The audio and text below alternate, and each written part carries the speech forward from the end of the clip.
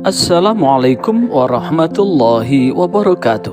Salam jumpa dengan Suluh Berkah Channel. Kali ini bimbingan penyuluhan berupa muhasabah di Lapas kelas 2A Sidoarjo dengan mengangkat topik hidup kita singkat.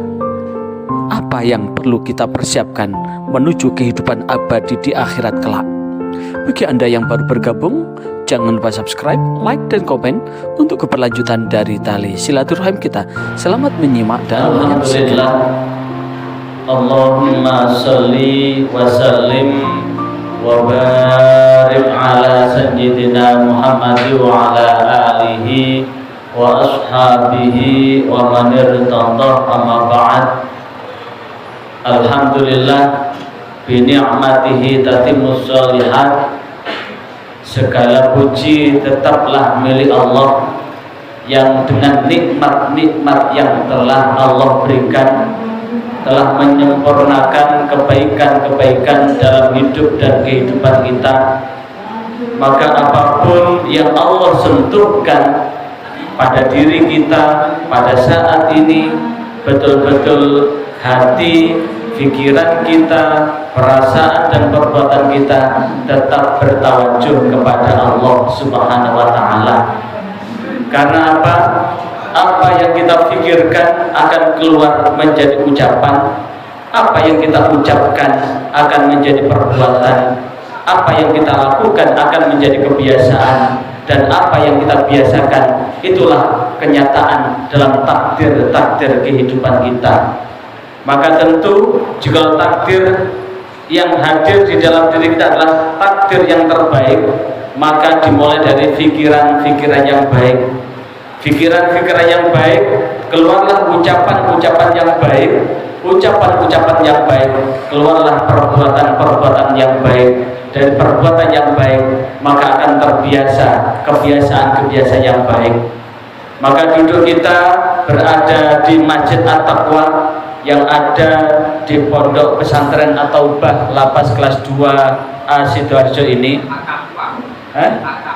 Masjid At-Taqwa, Masjid At-Taqwa, Pondok Pesantren At-Taubah. Jadi kita sekarang ada di Masjid At-Taqwa, Pondok Pesantren At-Taubah, Lapas kelas 2A Sidoarjo ini. Mudah-mudahan duduk kita berada di dalam masjid ini adalah duduk yang senantiasa mendapatkan ridho dari Allah Subhanahu wa Ta'ala. Ridho dari Allah Subhanahu wa Ta'ala. Karena itu mari kita awali dengan niat i'tikaf. Bismillahirrahmanirrahim. Nawaitu i'tikafan fil masjidi sunnatan lillahi ta'ala. Kita duduk ini sekaligus niat berdiam diri semata-mata mengharap ridha Allah Subhanahu wa Ta'ala. Hari ini saya akan menggali tentang hakikat takwa dan perjalanan hidup kita. Sekali lagi, saya akan menggali hakikat takwa dan perjalanan hidup kita. Kita akui atau tidak, sadar atau tidak, kita semua akan mengalami hidup dalam 4 dimensi. Sekali lagi, kita akan hidup dalam 4 dimensi. Dimensi yang pertama adalah alam ruh sebelum kita lahir ke dunia. Sekali lagi, tahap yang pertama, kehidupan yang pertama adalah kehidupan di alam ruh sebelum kita lahir ke dunia. Ruh kita ini sudah Allah ciptakan sejak zaman azali, sehingga ruh seluruh manusia itu hampir bersamaan diciptakannya. Adapun lahir ke dunia sesuai dengan catatan-catatan yang telah Allah catat. Yang kemudian kita lahir ke dunia, kehidupan yang kedua, yaitu hidup di dunia. Setelah itu kita dimatikan, namun yang mati hanya raga kita, tapi jiwa kita masih hidup, yaitu di alam barzakh. Yang kemudian kita dibangkitkan lagi, disatukan antara ruh dengan jasad kita. Maka di dalam surah At-Tabarak alladzi khalaqal mauta wal hayata liyabluwakum ayyukum ahsanu amala. Alladzi khalaqal mauta wal hayata liyabluwakum ayyukum ahsanu amala. Dialah Allah yang menciptakan kematian dan kehidupan untuk apa? Liyabluwakum, untuk menguji kamu semua, ayyukum ahsanu amalan, adalah dari kita semua bagaimana kita ini melakukan amal terbaik. Sekali lagi, bagaimana kita ini diuji dengan amal-amal yang terbaik. Maka di dalam tafsir Ibnu Katsir, makna kenapa Allah mengawali dengan khalaqal mauta baru wal haya, karena di alam ruh, sekali lagi, di alam ruh baru ruhnya. Bagaimana ruh ini bisa hidup?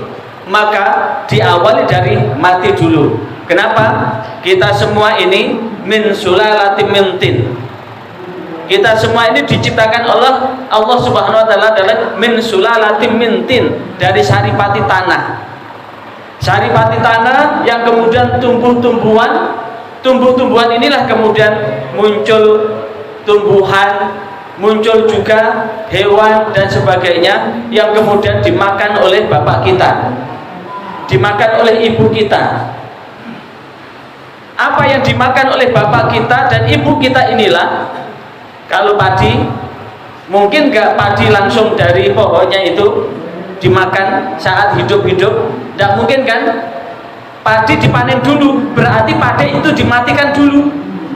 Makan pisang, tidak mungkin pisang masih hidup langsung kita makan. Maka pisang ditebang dulu. Ketika pisang ditebang berarti pisang itu dimatikan. Semua kemudian dari pohon-pohon, tumbuh-tumbuhan itu kan dimatikan dulu, sehingga dimasak kemudian dimakan oleh bapak ibu kita, ibu kita. Apa yang dimakan oleh bapak kita, ibu kita, itu kemudian menjadi saripati tanah yang kemudian menjadi sperma dan menjadi ovum. Pertemuan antara bapak dan ibu kita, maka tumbuhlah namanya zigot, janin dan seterusnya.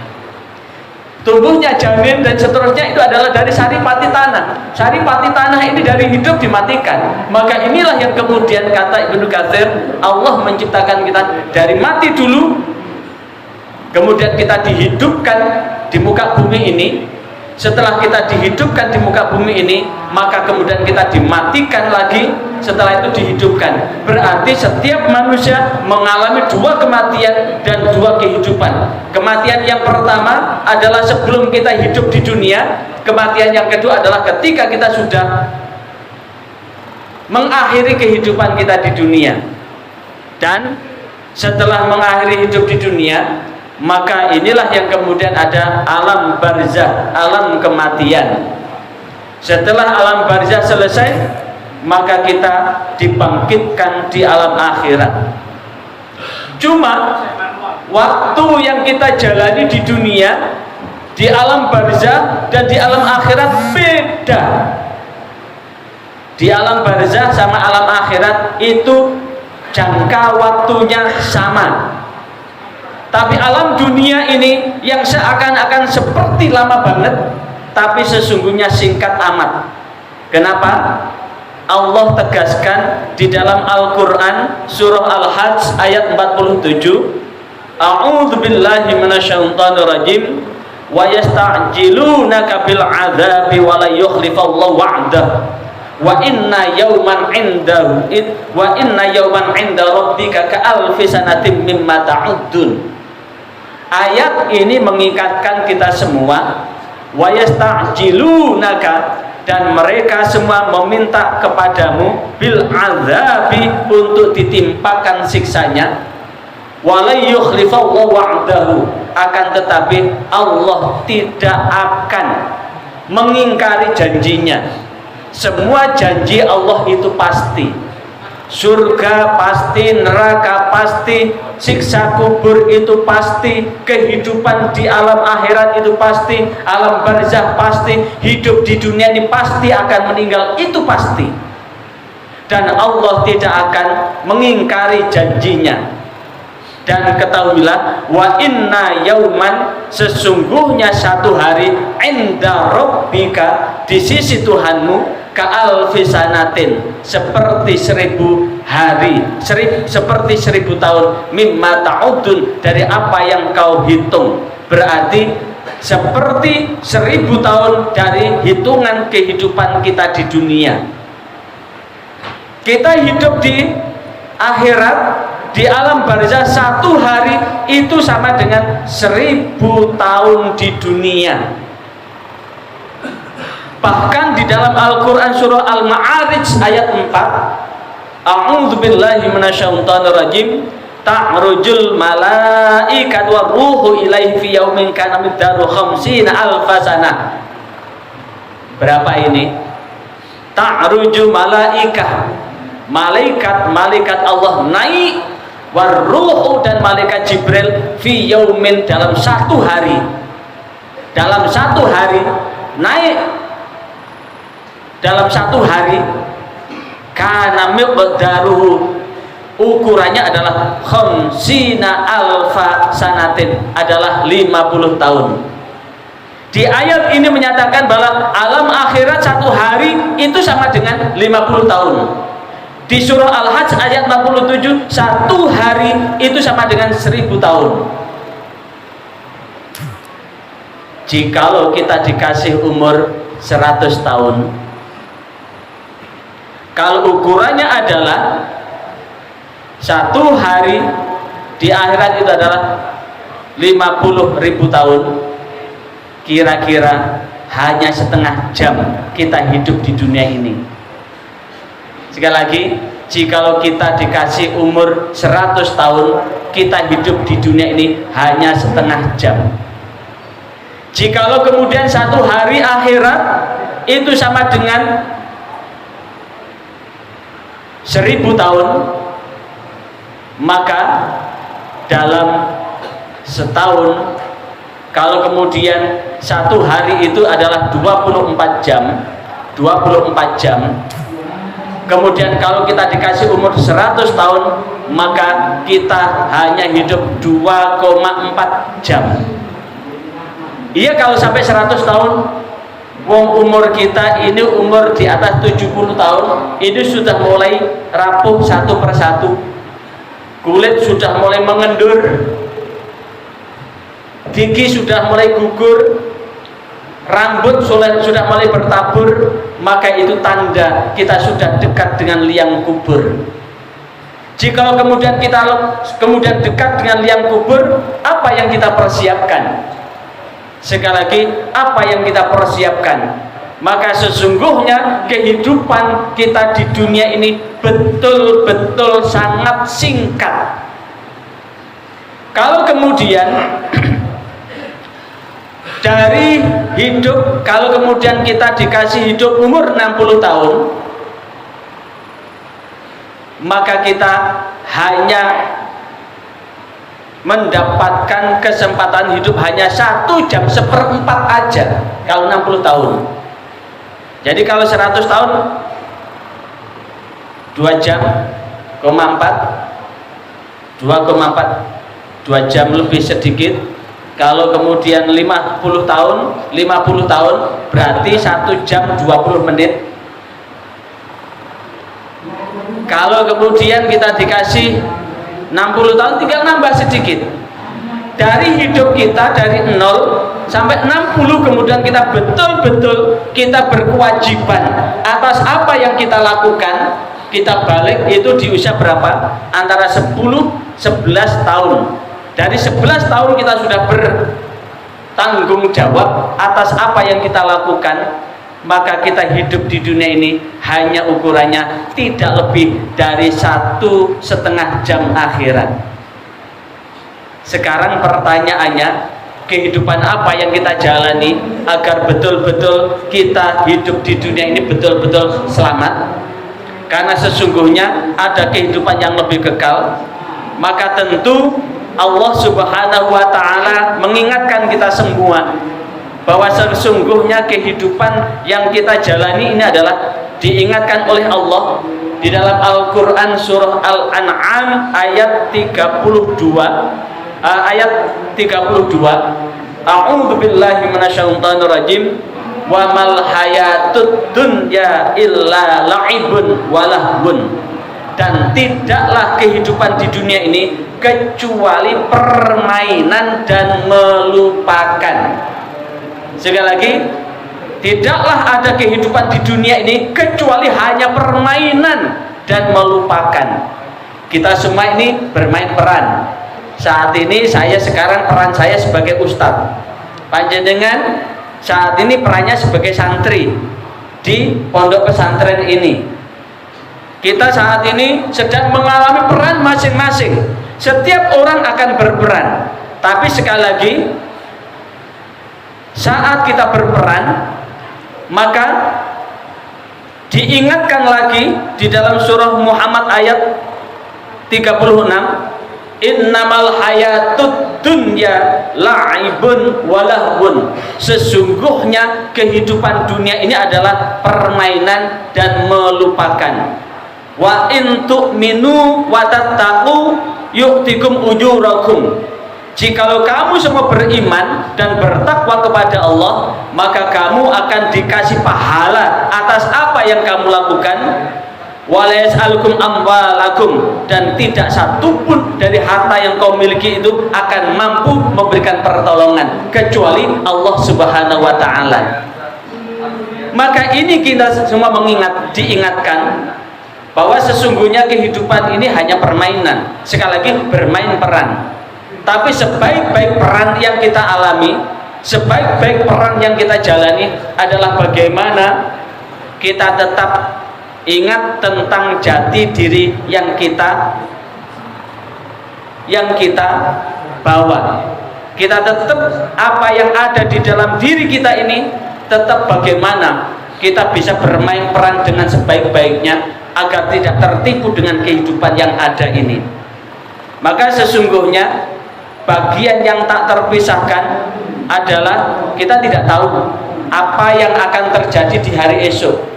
Karena hari esok adalah gaib. Sekali lagi, hari esok adalah gaib. Tidak ada satupun di antara kita yang tahu apa yang akan terjadi. Tapi masih ingat pesan Raden Ngabe Ronggowarsito, sak bejo-bejone wong lali, esih bejo wong kang eling lan waspada. Seuntung apapun orang yang lupa, masih untung yang ingat kepada Allah dan waspada terhadap berbagai macam kemungkinan yang sekiranya menggelincirkan langkah hidup kita ke depan. Berarti apa yang terjadi di hari kemarin adalah merupakan pelajaran yang amat berharga buat kita. Barangkali di antara saudara kita yang saat ini berpisah dengan keluarga 1 tahun, 2 tahun, 3 tahun, 4 tahun, 1 bulan, 2 bulan, 3 bulan, maka tentu ini adalah proses bagaimana Allah mengingatkan kita semua. Sekali lagi, ini adalah proses bagaimana Allah mengingatkan kita semua bahwa sesungguhnya mau tidak mau kehidupan ini tetap kita jalani dengan sebaik-baiknya. Sebagai bahan renungan untuk kelanjutan diskusi kita, Rasulullah Shallallahu Alaihi Wasallam sebagaimana hadis yang diriwayatkan oleh Imam Tirmidzi bahwa Rasulullah Shallallahu Alaihi Wasallam bersabda, ya gulam, wahai lelaki, inni muallimuka, sesungguhnya aku mengajarimu beberapa kalimat. Rasulullah mengajari sahabat dengan beberapa kalimat. Apa kalimat-kalimat yang diajarkan oleh Rasulullah? Ihfadillah, jagalah Allah, yahfaduka, ihfadillah, jagalah Allah, yahfaduka, maka Allah pun akan menjagamu. Apa makna ihfadillah, jagalah Allah, maka Allah pun akan menjagamu? Ihfadillah, jagalah Allah, tajahaka, jagalah Allah, maka engkau akan mendapati Allah akan menjagamu. Dan dilanjutkan, wa idza sa'alta, dan jika engkau meminta, fas'alillaha, maka memintalah kepada Allah. Wa idza sta'anta, jikalau engkau meminta pertolongan, fasta'in billah, maka memohonlah pertolongan kepada Allah. Wa'lam innal ummata, ketahuilah, innal ummata, sesungguhnya umat, lawi jitama'u, andaikan umat itu semuanya berkumpul, ala ayyam fa'uka, untuk bersekutu memberi kemanfaatan kepadamu semua, lam yang fa'uk, maka mereka tidak akan mampu memberikan kemanfaatan illa bisya'in, sedikit pun. Sekali lagi, andaikan seluruh manusia ini berkumpul kemudian bersekutu untuk membantu kita, menyokong kita, menopang kita untuk kita berada dalam satu kegelimangan kebaikan, jikalau Allah tidak mencatatnya, maka sungguh itu tidak akan terjadi. Qad kataballah. Dan sedikit pun yang menyentuh di dalam diri kita, itu semua sudah dicatat oleh Allah Subhanahu wa taala. Sebaliknya, walau ijtama'uka, andaikan mereka semua berkumpul, ala ayyadurruka, mereka bersekutu untuk memberikan madarat, bahaya kepadamu, lam yadurruk illa bisya'in qad kataballahu alaik, maka mereka tidak akan mampu memberikan kemadaratan kecuali itu semua sudah dicatat oleh Allah Subhanahu wa taala. Hari ini panjenengan ada di tempat ini adalah bagian dari Allah mewujudkan kasih sayangnya buat kita. Bagian dari Allah mengingatkan kepada kita agar kita semua adalah tetap di dada kita menjaga Allah. Sekali lagi, tetap di dada kita adalah dalam rangka menjaga Allah. Tetap yakin bahwa sekuasa apapun diri kita, maka sungguh kita tidak akan berkuasa dengan apapun yang ada di dalam diri kita. Karena sesungguhnya urip iku urup, hidup itu adalah menabur. Nah, disitulah yang kemudian saat kita kemudian betul-betul butuh kepada Allah, betul-betul memerlukan Allah, maka langkah yang paling bagus adalah bagaimana saat ini, hari ini, detik ini kita betul-betul menyadari bahwa sesungguhnya kita semua adalah lemah di hadapan Allah. Pertanyaannya, apa bukti bahwa kita lemah di hadapan Allah? Apa bukti bahwa kita betul-betul tidak berdaya?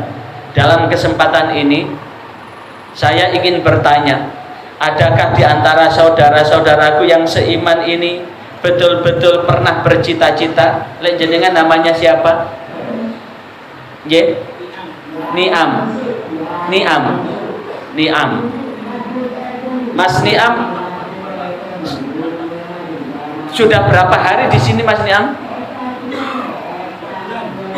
2 bulan.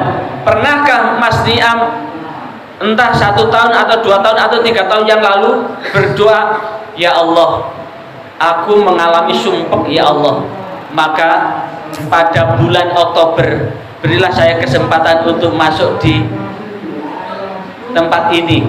Pernah berdoa begitu? Tidak ada. Adakah di antara saudaraku yang berdoa untuk tinggal di tempat ini? Tidak ada kan?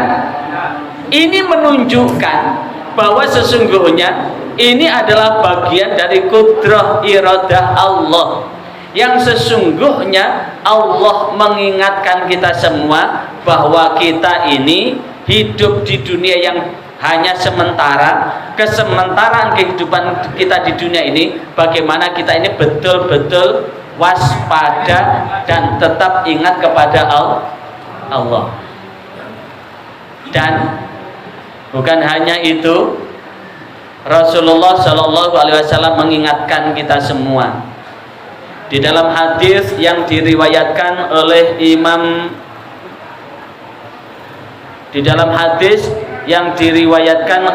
Bukhari, di Sahih Bukhari ini hadis nomor 6737. Sekali lagi, di Sahih Bukhari hadis ini adalah hadis yang ke 6737. Sahabat yang meriwayatkan ini adalah Abu Hurairah, bahwa Rasulullah Shallallahu Alaihi Wasallam bersabda, kullu ummati yadkhulunal jannah, seluruh umatku ini akan masuk surga, termasuk jenengan ini, termasuk masuk di ini. Kullu ummati yadkhulunal jannah, seluruh umatku akan masuk surga, illa man aba, kecuali mereka yang enggan.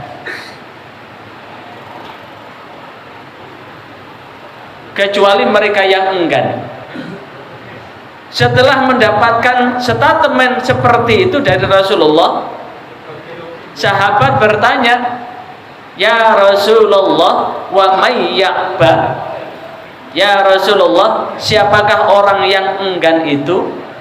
Maka Rasulullah menjawab, qala, Rasulullah Shallallahu Alaihi Wasallam bersabda, man ata'ani dakhalal jannah, siapa yang taat kepadaku masuk surga. Wa man asani, siapa yang maksiat, siapa yang durhaka kepadaku, faqad aba, maka sungguh mereka itu adalah yang membangkang. Lah, apa bentuk kepatuhan, ketaatan itu adalah tentu seluruh yang Rasulullah Shallallahu Alaihi Wasallam sampaikan, yang itu kalau perintah itu pasti ada manfaatnya. Seluruh apa yang Allah larang, jikalau kita tinggalkan, itu semuanya ada manfaatnya. Jadi rangkaian sholat itu benar jikalau kemudian, jikalau sholat itu betul-betul kita kerjakan dengan benar, dilalui dengan benar, dihayati dengan benar, maka sungguh sholat ini adalah bagian tak terpisahkan di dalam rangka apa? Memohon bimbingan Allah. Dan jikalau ini sudah kita kerjakan, rangkaian demi rangkaian akan melekat dalam bagian yang tak terpisahkan di dalam hidup kita. Karena sholat itu adalah bagian dari doa kita, munajat kita.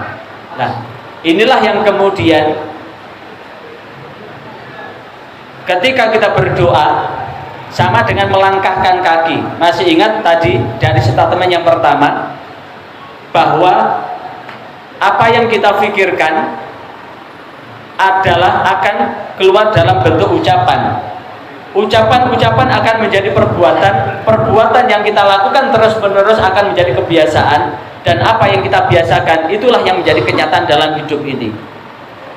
Maka tentu pada kesempatan ini ada bagian statement kehidupan, pernyataan dan kenyataan hidup yang kita jalani. Ada yang memang betul-betul kita lakukan dengan sengaja, ada yang di luar kesengajaan. Tapi sekali lagi, kalau kita sudah berada di sini, sekali lagi, kalau kita sudah berada di sini, maka kata kunci agar betul-betul kita akan merevolusi diri kita menuju kehidupan abadi yang selamat. Karena sesungguhnya kita hidup di dunia tidak lebih dari 1 jam, 1,5 jam akhirat, menuju kehidupan yang selamat. Maka apapun yang terjadi kemarin, kalau kita sudah ada di sini, kita memang salah. Diakui atau tidak, kita memang salah. Karena kata kunci pertama adalah mengakui bahwa kita salah. Kalau kita mengakui bahwa diri kita salah, berarti ada dosa. Kalau kita mengakui bahwa diri kita ini dosa, ada dua. Jikalau dosanya hubungannya dengan Allah, cukup dengan istighfar, cukup dengan sholat, cukup dengan wudhu. Karena wudhu itu, setiap tetesan itu akan meluruhkan dosa-dosa yang kita lakukan. Sholat, antara sholat akan menghapus dosa kita. Sholat subuh sampai zuhur akan menghapus apapun yang kita lakukan dari subuh sampai zuhur. Sholat asar, dosa yang kita lakukan antara zuhur sampai asar. Maghrib antara asar maghrib. Isya antara maghrib isya. Subuh antara isya subuh. Sehingga 5 waktu yang kita jalani ini akan meleburkan dosa kita yang ada hubungannya dengan hak Allah. Tapi ingat, dosa yang kita lakukan terhadap sesama, Allah tidak akan mengampuni, kecuali orang yang kita sakit itu memberikan maaf, kecuali orang yang kita sakit itu mengampuni kita, kecuali orang yang kita sakiti itu meridhoi kita. Maka kata kunci pertama adalah minta maaf. Tapi jika minta maaf tidak berkesempatan, pakai rumus yang kedua, ittaqillaha haitsu ma kunta wa asbi sayyi'atan hasanata tamhuha. Ikutilah perbuatan burukmu dengan perbuatan baikmu, maka niscaya akan menghapus perbuatan itu. Apa maknanya? Kita sudah berbekal. Manakala orang-orang yang kita sakiti nanti menuntut, maka akan diambilkan dari amal ibadah kita. Ingat hadis yang diriwayatkan oleh Imam Bukhari, Imam Muslim. Satu ketika Rasulullah bertanya kepada sahabat, "Atadrun mal muflis?" Tahukah engkau siapakah orang yang bangkrut? Sahabat menjawab, "Al muflisu man la dirham wala mata." Orang yang tidak punya uang dan tidak punya harta. Tapi Rasulullah menjawab, orang yang bangkrut adalah orang yang pada hari kiamat nanti dengan pahala sholat, puasa, zakat, tapi ada kezaliman. Apakah itu tangannya, mulutnya dan sebagainya yang membuat dosa buat orang lain, yang orang lain yang kita zalimi itu belum memaafkan, maka di hari akhir nanti mereka akan menuntut apa yang kita lakukan, sehingga diambilkan dari amal sholat kita, amal sholat habis, diambilkan dari amal zakat kita, amal zakat kita habis, diambilkan dari amal puasa kita, amal puasa kita habis, maka dimasukkan sebagai dosa kita. Dan inilah yang kemudian disebut dengan bangkrut. Maka terkait dengan itu, senyampang nyawa masih panjang, kesempatan masih ada. Bagaimana kita mengharapkan syafaatul uzma dari Rasulullah SAW, sehingga kehidupan yang kita jalani ini betul-betul menjadikan hidup dan kehidupan kita selamat dunia akhirat. Dan panduan dari Rasulullah SAW, sebagaimana hadis yang diriwayatkan oleh Imam Muslim, hadis nomor 4918 dari Abu Hurairah, dari Rasulullah SAW. Rasulullah bersabda, la yuzalu yustajabu lil abdi, bahwa tidak pernah berhenti dikabulkan doa hamba, seorang hamba, malam yad'u bil ismin, selama dia tidak berdoa untuk berbuat dosa, au qati'atir rahim, atau berdoa untuk memutus silaturahim,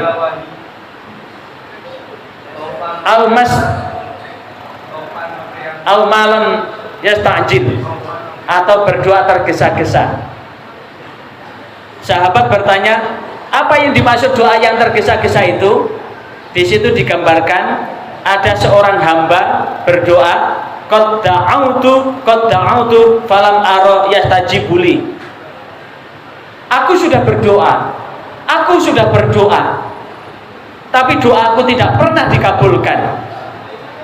Fayastahsiru inda dzalik, maka orang yang berdoa itu kemudian berputus asa, ya da'u doa, sehingga dia tidak pernah berdoa karena merasa doanya tidak dikabulkan. Artinya doa apapun pada kesempatan ini Allah akan mengabulkan, sehingga bentuk pengabulan itu dengan caranya Allah. Sekali lagi, dengan caranya Allah. Yang paling penting, kehidupan yang kita jalan yang amat singkat ini, kita tetap diselamatkan oleh Allah Subhanahu wa ta'ala. Adapun ketemuan kita seperti ini adalah caranya Allah untuk tetap menjaga supaya kita tetap di jalan yang Allah Demikian Barangkali ada kegiatan yang ditanyakan, bimbingan saya penyuluhan persilahkan. di Lembaga Pemasyarakatan kelas 2A Sidoarjo. Bagi Anda yang baru bergabung, jangan lupa subscribe, like, dan komen untuk keberlanjutan dari tali silaturahim kita. Sampai jumpa kembali. Wassalamualaikum warahmatullahi wabarakatuh. Yang